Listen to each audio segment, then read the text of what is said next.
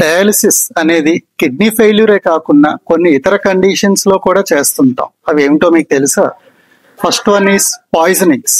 కొన్ని రకాల poison consumption ఉన్నప్పుడు బ్లడ్ లో వాటి లెవెల్స్ తగ్గించడానికి డయాలిసిస్ చేస్తాం.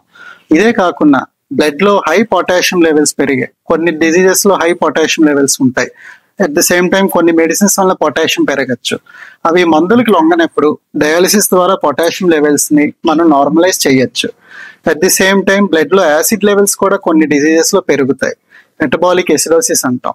దాన్ని కూడా మనం డయాలిసిస్ ద్వారా కరెక్ట్ చేయొచ్చు. ఇవన్నీ కాకుండా చిన్న పిల్లల్లో పాపం కొంతమందికి ఇన్బోర్న్ ఎర్రర్స్ ఆఫ్ మెటబాలిజం అని ఉంటుంది.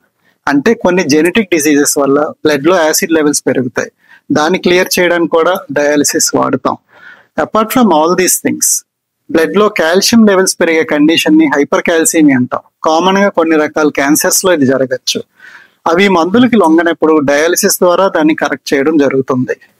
ఇది కాకుండా కొన్ని రకాల హార్ట్ ఫెయిల్యూర్ పేషెంట్స్, అంటే వాళ్ళలో బాడీ అంతా వాటర్ పట్టేసి ఉబ్బిపోయి ఉంటారు, చాలా ఆయాసపడుతుంటారు. Even though kidney function normal గా ఉన్నా లేదా మైల్డ్ సీకేడి ఉన్నా వాళ్ళలో డయాలిసిస్ చేసి ఈ వాటర్ లెవెల్స్ అనేవి తగ్గించవచ్చు. సెప్సిస్ అంటే బ్లడ్ లో ఇన్ఫెక్షన్ ఎక్కువ ఉండి దానివల్ల అవయవాలు పాడైనప్పుడు కొన్ని రకాల స్పెషల్ ఫిల్టర్స్ వాడి ఆ బ్యాడ్ మాలిక్యూల్స్ అనేవి రిమూవ్ చేయడం జరుగుతుంది.